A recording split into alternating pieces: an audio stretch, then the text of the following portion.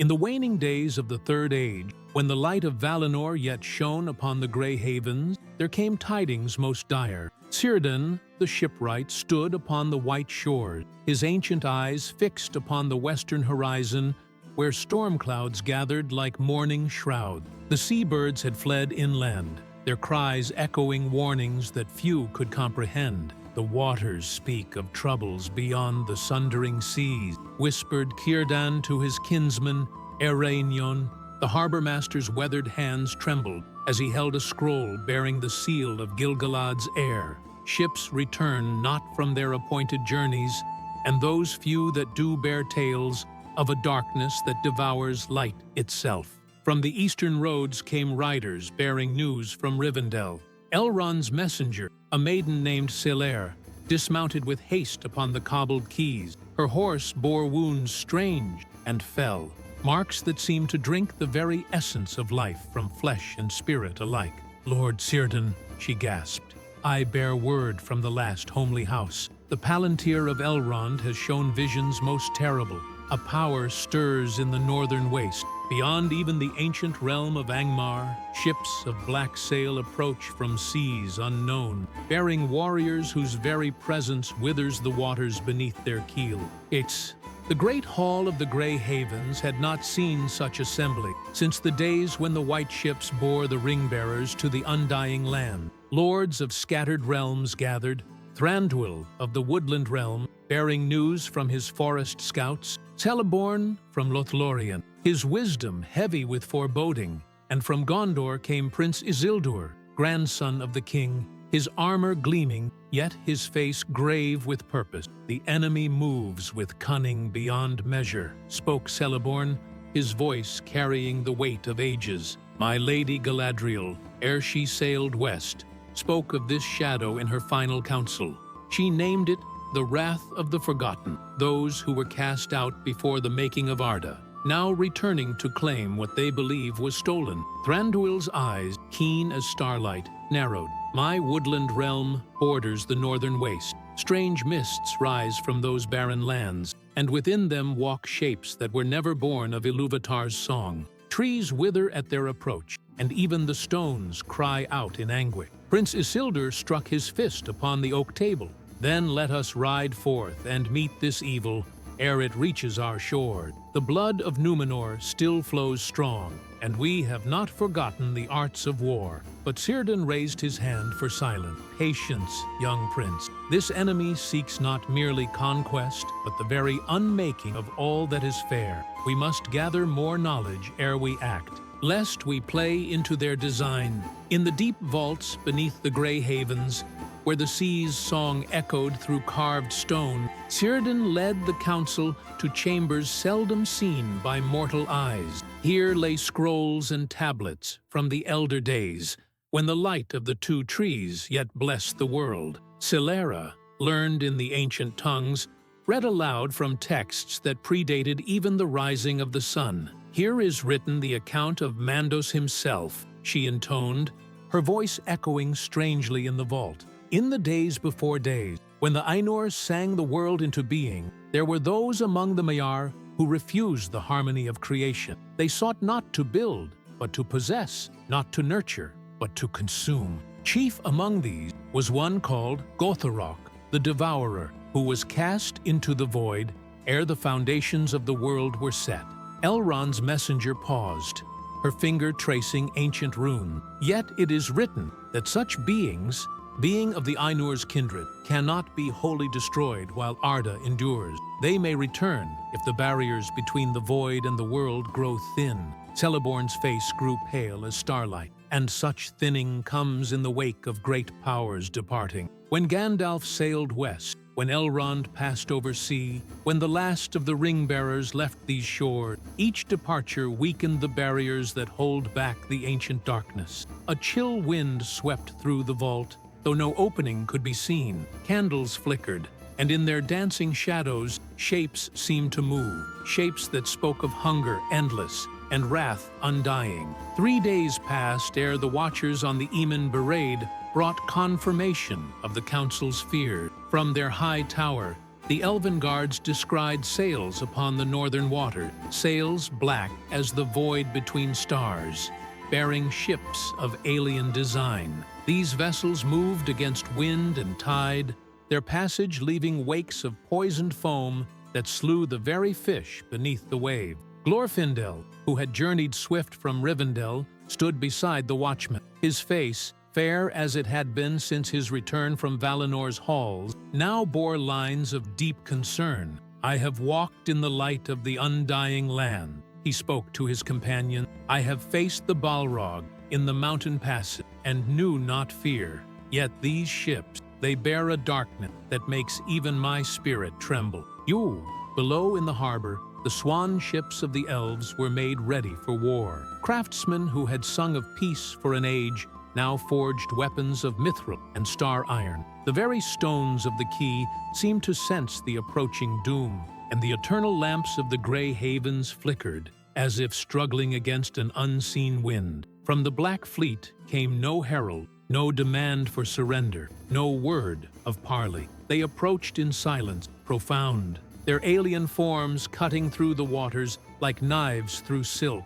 Upon their prows were carved faces of beings never meant to look upon the light of Arda, faces that hurt the mind to contemplate. Prince Isildur, standing ready with his Dunedain kinsman, gripped the hilt of his sword until his knuckles showed white. "Whatever evil approaches, we shall meet it with steel and starlight. The blood of the West runs in our veins, and we have not forgotten how to die well." Dawn brought no light to the Grey Haven, for the black ships had woven about themselves a shroud of unnatural night. From their decks descended warriors clad in armor that seemed wrought from crystallized shadow, beings that had once been fair, now twisted by eons in the void into forms of malice incarnate. The first to fall was young Thrandion of the Harbor Watch. He stood his ground upon the white pier, his sword gleaming with the light of Gil-galad's forge. Yet, when the Shadow Warrior's blades struck his, the very light was drained away. His scream echoed across the waters, a sound of spirit being torn from flesh. "Hold fast the line!" cried Glorfindel, his own blade blazing with the fire of Gondolin. Where he fought, the darkness retreated, yet for every Shadow Warrior that fell to his sword, 2 more rose from the black waters. They draw strength from the very sea itself. Círdan, ancient beyond the memory of mortals, wielded Naria's power with desperate skill. The red ring upon his hand blazed like a star, and at its light the Shadow Warriors faltered, but only briefly. Their forms seemed to absorb even the power of the elven rings, growing stronger with each passing moment. From the walls of the haven, Thranduil's archers sent forth arrows of Malorn wood, fletched with swan feathers and tipped with mithril. Yet these shafts, which had once pierced the hide of dragons, passed through the Shadow Warriors as through empty air. Only when Prince Isildur's men joined their steel to elven song did the enemy begin to yield ground. The battle raged from dawn through noon, yet the sun remained hidden behind the veil of unnatural darkness. Slowly, grimly, the defenders were pushed back from the harbor toward the inner walls of the Grey Haven. As the outer defenses crumbled, Celeborn sought counsel in the ancient ways of his people. In a chamber overlooking the battle, he cast his mind back through the long years, seeking wisdom in memories old when the world was young. The mirror of Galadriel was gone, sailed west with its mistress. Yet the Lord of Lothlorien had arts of his own. "Water," he whispered to Círdan as the shipwright joined him. "All things flow back to their beginning. These creatures come from the void, yet they use the sea as their pathway. What if we could turn the very waters against them?" Below them, the Shadow Warriors pressed their advance. Where they walked, the white stones of the havens cracked and bled a substance black as pitch. Their leader, a being tall as 2 men and crowned with what seemed like crystallized starlight, pointed toward the heart of the haven with a sword that drank light itself. "The old songs speak of the music that made the world," Celeborn continued, his voice growing stronger with purpose. "If these beings are discord given form, perhaps the original harmony might yet unmake them." But we would need voices trained in the deep songs, voices that remember the tune of creation itself. Círdan's eyes lit with understanding, the Palantir of the Haven.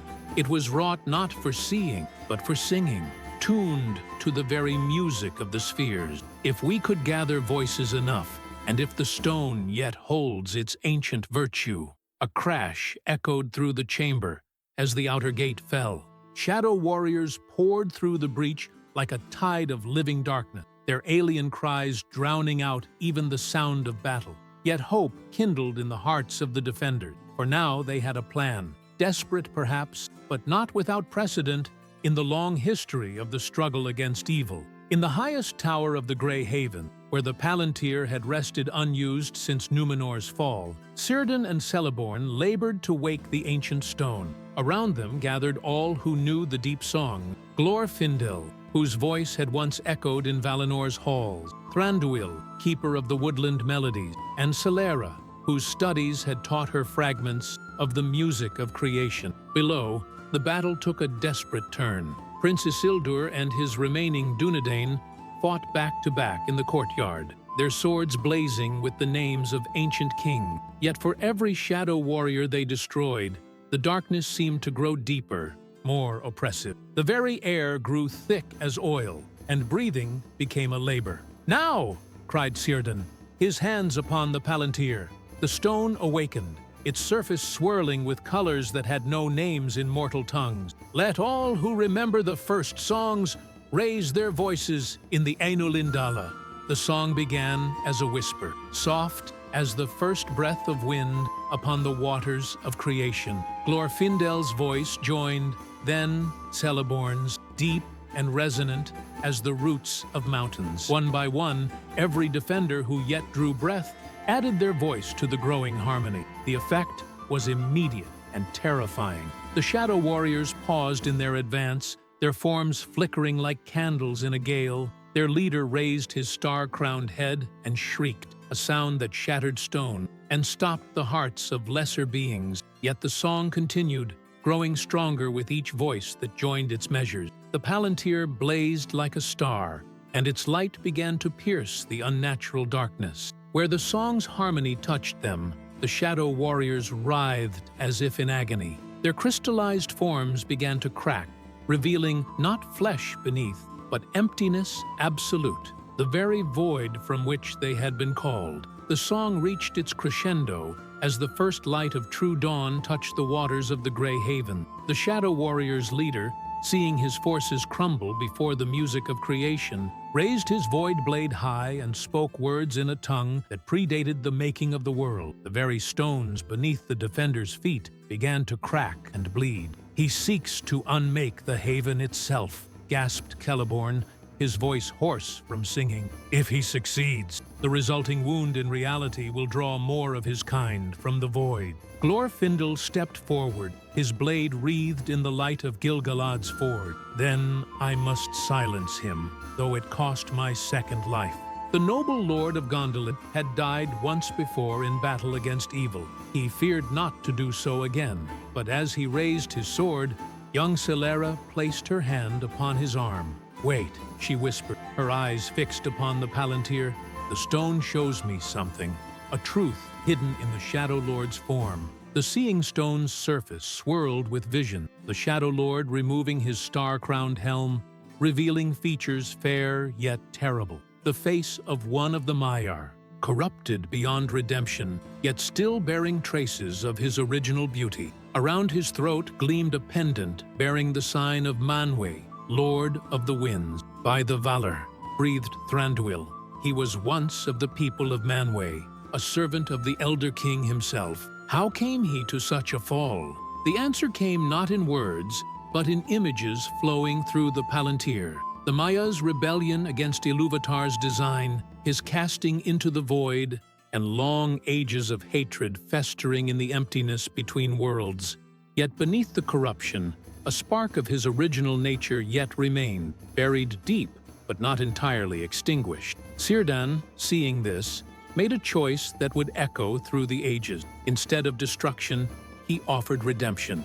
"Gotharok," Círdan called across the battlefield, his voice carrying the weight of ages. I know what you were, and I see what you have become. Yet, the music that made you still echoes in your essence. It is not too late to choose harmony over discord. The Shadow Lord paused, his void blade trembling in his grasp. For a moment, the unnatural darkness around him flickered, and his true form showed through. Not the crystallized horror he had become, but the Maya he had been in the days before days, when the world was young and all things held promise.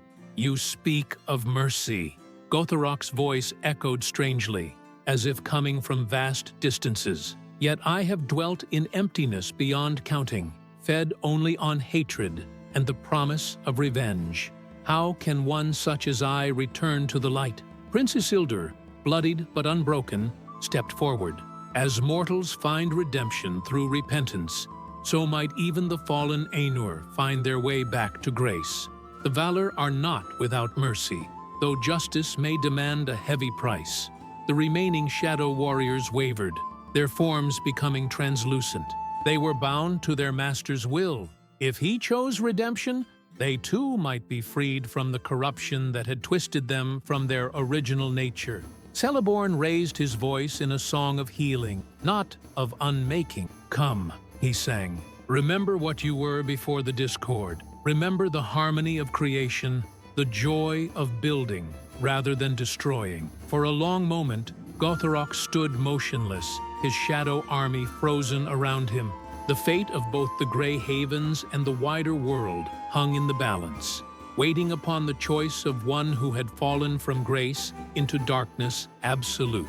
As Gotharok wavered on the edge of decision, the Palantir blazed with light unbearable, and from its depths came a voice that none present had ever heard, yet all recognized with terror and wonder. The voice of Ilúvatar himself, the one who was before all things. My child, the voice spoke, gentle as spring rain, yet mighty as the foundations of the world. Your discord was foreseen from the beginning, woven into the very fabric of creation. For how can mercy have meaning without the need for redemption? How can love be proven without the choice of hatred?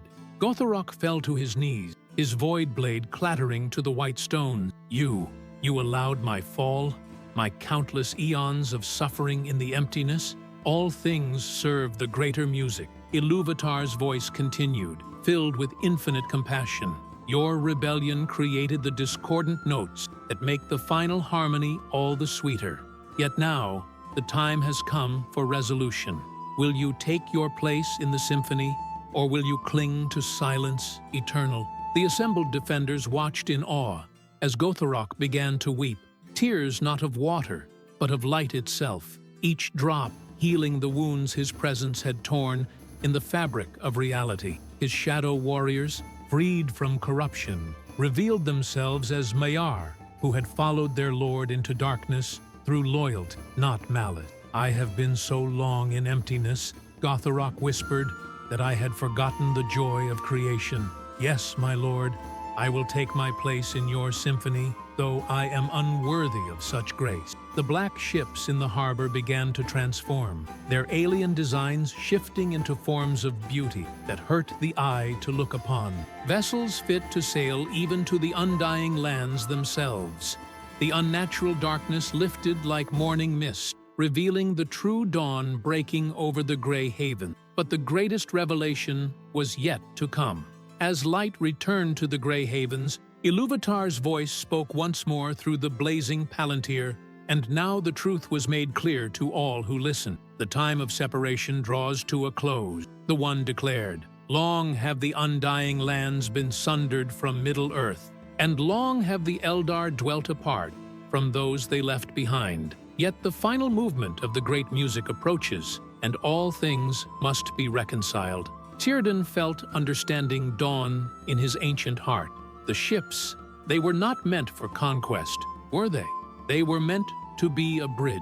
Even so, came the reply, Gotharok and his kindred, in their long exile in the void, learned to sail between the spaces of reality itself. Their return was not chance, but purpose, to provide the means by which the sundered lands might be reunited. Celeborn stepped forward, his eyes bright with wonder. Then, this battle, this trial, all of it was preparation for a greater reunification. The transformed Gotharok raised his head, his features now fair though marked by the sorrow of ages. I understand now why my heart yearned not for mere destruction, but for something I could not name. I was homesick, not for the void, but for the unity I had helped to break. Prince Isildur, his mortal mind struggling to grasp such vast purposes, asked the question that burned in every heart. What does this mean for those who remain in Middle-earth? For mortals like myself, the barriers between mortal and immortal lands were raised in sorrow. Iluvatar answered, they were meant to heal in time, when all children had learned the lessons separation could teach. That time now approaches. The long exile draws to its end. Around the Grey Havens, reality itself began to shimmer and change. The sea grew clearer than crystal, and beyond it, faint as morning mist, but growing stronger, the shores of Valinor became visible to mortal eyes for the first time since the world's changing. In the days that followed the Great Revelation, messengers rode swift to all corners of Middle-earth, bearing news of the wonder that had befallen the Grey Haven. From Gondor came King Elisar himself, bearing Andúril, and accompanied by the princes of Dol Amroth. From the north came the dwarves of Erebor, led by Dain Ironfoot's heir, while from Fangorn came Treebeard and the Ents, moving faster than they had since the elder days. The transformed ships of Gotharok's fleet had become vessels of wonder, capable of sailing not just upon water, but through the very air itself. They served now as ferries between the world of mortals and the undying lands, ending the long separation that had begun with Numenor's fall. Yet the greatest change was in the hearts of those who witnessed these marvels. Elves who had grown weary of Middle-earth found their spirits renewed, while mortals glimpsed for the first time the true scope of creation's wonder. The ancient divisions between the free peoples began to heal as they worked together to build harbors for the sky ships and prepare for the new age that was dawning. Glorfindel, standing with Círdan upon the highest tower of the Grey Havens, watched as the first of the renewed vessels prepared for its maiden voyage. Who would have thought, he mused, that evil turned to good would prove the key to healing the world's greatest wound? The one sees farther than we. Círdan replied, his ancient eyes bright with joy unspeakable. What we called catastrophe was but the difficult birth of something wonderful. Upon the lead vessel stood Gotharok, no longer the Shadow Lord, but revealed in his true nature, a Maya of great power dedicated to the building of bridges between distant shores. Beside him stood volunteers from every people of Middle-earth, elves and men, dwarves and hobbits, even an Ent who had been convinced to try sailing through the sky. As the ship lifted from the water, its hull shining like starlight, those who remained behind saw clearly the shores of Valinor rising to meet them. The sound that arose from 1,000 throats was not quite a cheer and not quite a song, but something between, the voice of a world healing at last. The Fourth Age had begun, and with it, the promise that all exiles would eventually find their way home. In the Grey Havens, the eternal lamps burned brighter than ever before, welcoming all who sought passage between the worlds that were no longer separate but one. And in the deep places beneath the havens, where the old lore was kept, new songs began to be written, songs of redemption and reunion, of wrath transformed to mercy, and of the music that encompasses all things, even the darkest discord, in its endless, perfect harmony. Thus ends the tale of how wrath falls on the Grey Haven, though some say it was not wrath that fell, but grace, terrible and wonderful, beyond mortal understanding. Epilogue, the music eternal, the chronicle of Círdan, the shipwright. Final entry being the last testament of Círdan, Lord of the Grey Havens, Keeper of Narnia, written in the twilight of the Fourth Age before his final sailing. 500 years have passed since the dawn of the Great Reconciliation, when the barriers between the sundered lands fell at last, and I, Círdan the shipwright set down these final words before I take ship for the ultimate voyage, not to the undying land, for they are no longer separate from Middle-earth, but to the very heart of creation itself, where the music of the Ainur plays eternal. The world has changed beyond recognition, yet in ways that fulfill rather than diminish the ancient prophecies. Where once stood the Grey Havens alone upon these shores, now rises the great harbor of unity, a port that serves vessels both of water and air, of wood and starlight, of mortal craft, and the dream ships that sail between thoughts themselves. The white towers that once marked the boundary between mortal and immortal realms now serve as beacons for travelers from all corners of the reunited creation. From my window in the Lighthouse of Remembrance, I can see the great concourse that has become of these lands. Elves work alongside men in the shipyards, crafting vessels that can bear their passengers not merely across seas, but across the very years themselves. Dwarves from the restored kingdom under the mountain have brought their ancient skills to bear upon hulls of mithril and adamant, while hobbit engineers, yes, engineers, for even the most peaceful of peoples have found new callings in this age of wonder, design cabins of impossible comfort for voyages that might last centuries. Yet perhaps the most wondrous sight is that of Gotharok himself, no longer the Shadow Lord who once threatened to unmake all light, but revealed in his true glory as the builder of bridges between worlds. His ships now carry not armies of darkness, but pilgrims seeking wisdom, scholars pursuing knowledge across the vast libraries of Valinor, and families reunited after the long separation of the ages. Where once his presence withered all it touched, now gardens bloom in his wake, not the familiar flora of Middle-earth, but flowers that sing in harmonies unheard since the world's making, their petals shifting through colors that have no names in any mortal tongue. The transformation was not without its sorrow. Many of the Eldar, when first the barriers fell, chose to sail immediately to the undying land, seeking the rest they had been promised for so long. Among them went Legolas, bearing Gimli the dwarf, the first of his people ever to set foot upon the Blessed Realm.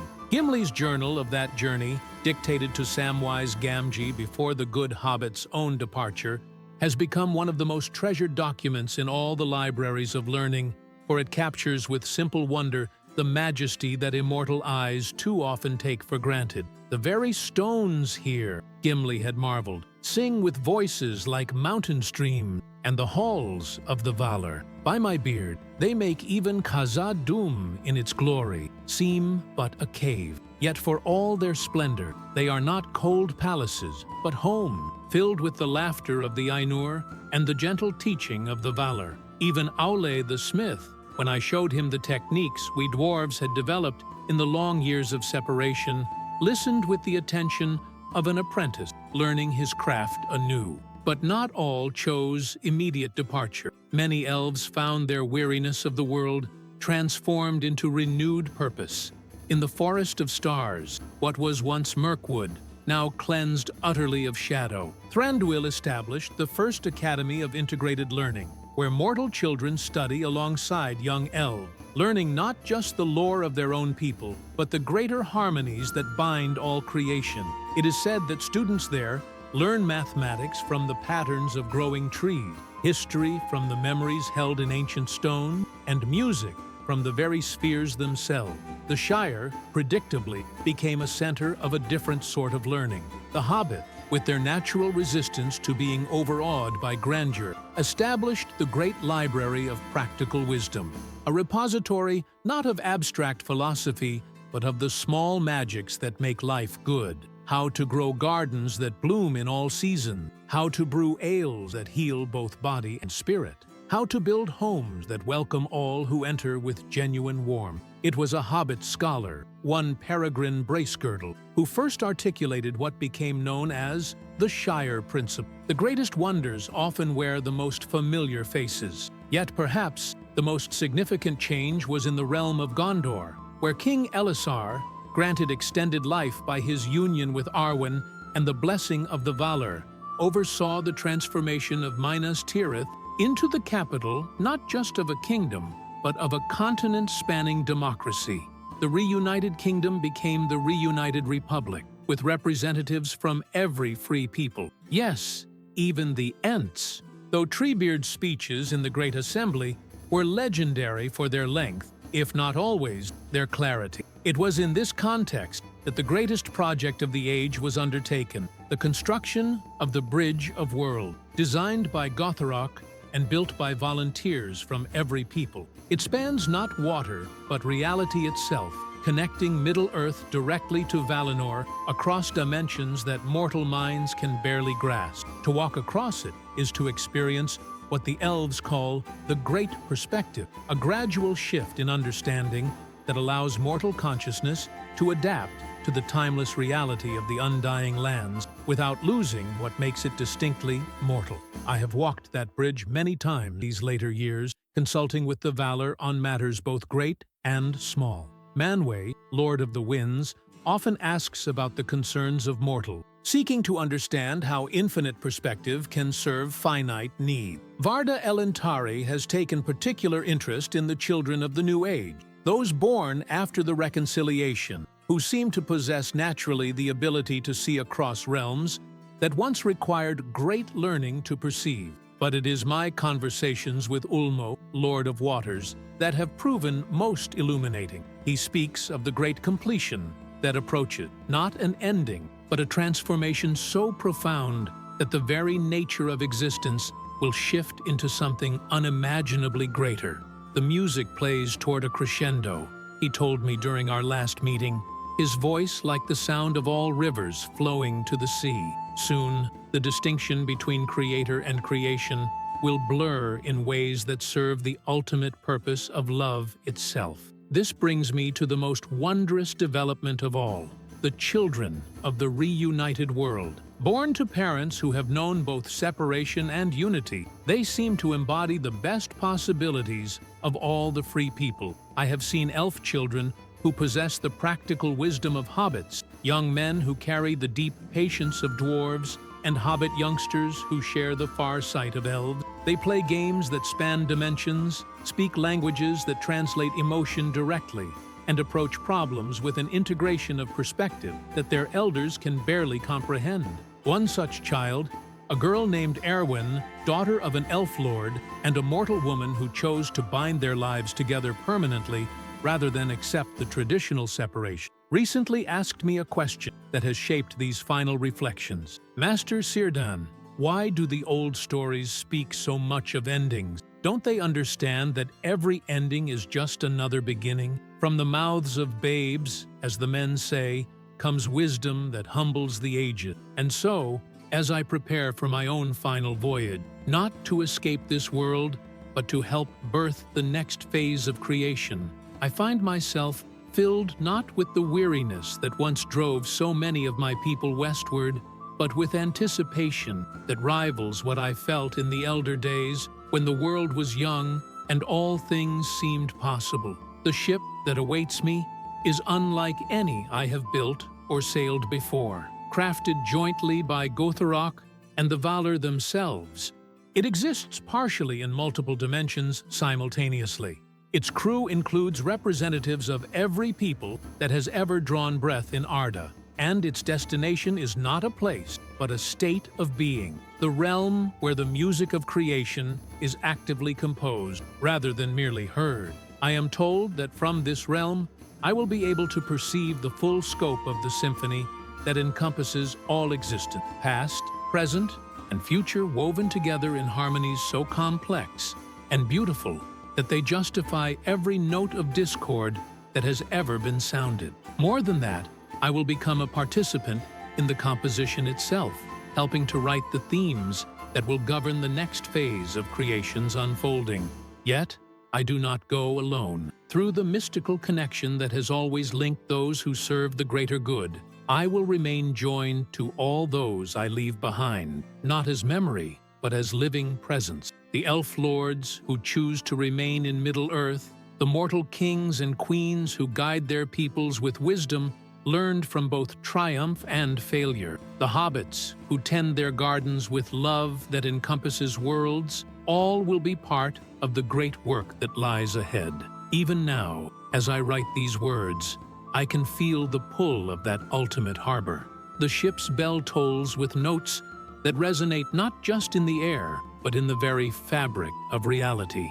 Gotharok stands at the helm, his face turned toward mysteries that dwarf even his vast experience, while the assembled crew, Maiar and mortals, elves and ents, beings of legend and humble farmers who happen to live extraordinary lives, makes ready for a voyage that will take us beyond the boundaries of all that has been into the infinite possibility of all that might yet become. To those who remain in the reunited world, I leave this counsel. Remember that every action, however small, contributes to the great music, the kindness shown to a stranger, the garden tended with love, the child taught with patience, the enemy forgiven with genuine mercy. All are notes in the symphony that shapes reality itself.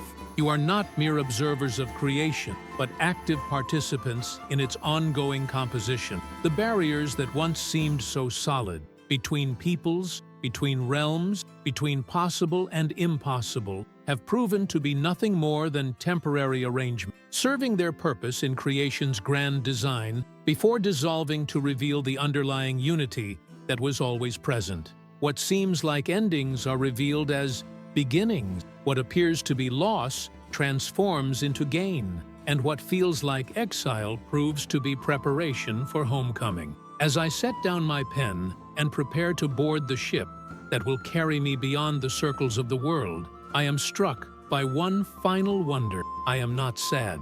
For 5,000 years, I have stood upon these shores, watching as the great and good departed for the West, feeling each farewell as a diminishment of the world's joy. Yet now I understand that they were not leaving, but leading, preparing the way for this moment when all paths converge and all journeys reveal themselves as aspects of a single, magnificent quest. The horn sounds, calling all passengers to board. I can see, gathering on the dock, figures I had thought never to meet again.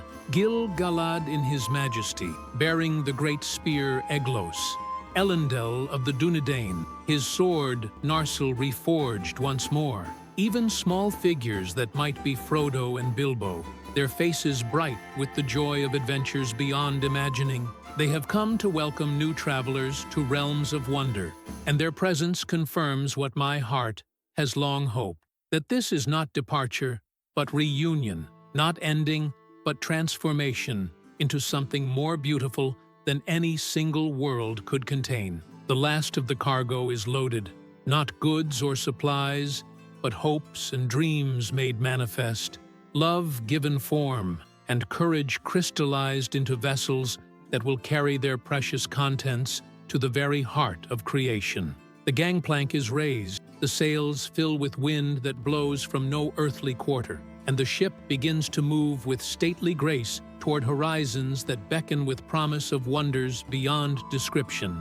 I take one last look at the gray havens, no longer gray, but radiant with all the colors of hope fulfilled, and at the great harbor that has become a gateway between all possible worlds. The people gathered on the docks wave not in farewell but in celebration, for they understand what I now see clearly. This is not a departure, but a graduation, not a leaving, but a becoming. The ship gains speed, reality blurs and shifts around us, and through the dimensional barriers we pass into spaces between spaces toward the source of all music and the home of all home. Behind us, the world continues its dance of growth and discovery, while ahead lies participation in the very processes that make such dancing possible. And in this moment of transition between what was and what shall be, I understand at last the truth that has shaped every story ever told and every song ever sung. All paths lead home, all wanderings return to their source, and all music, however complex its harmonies, however challenging its discordant passages, serves the single eternal theme of love, discovering itself in infinite expressions of beauty, truth, and joy. The music plays on, and we sail toward our part in its endless, perfect symphony. Here ends the chronicle of Círdan the Shipwright, last written in Middle-earth before the great departure. May all who read these words remember that every ending serves a new beginning, and every farewell promises a more joyous reunion. The end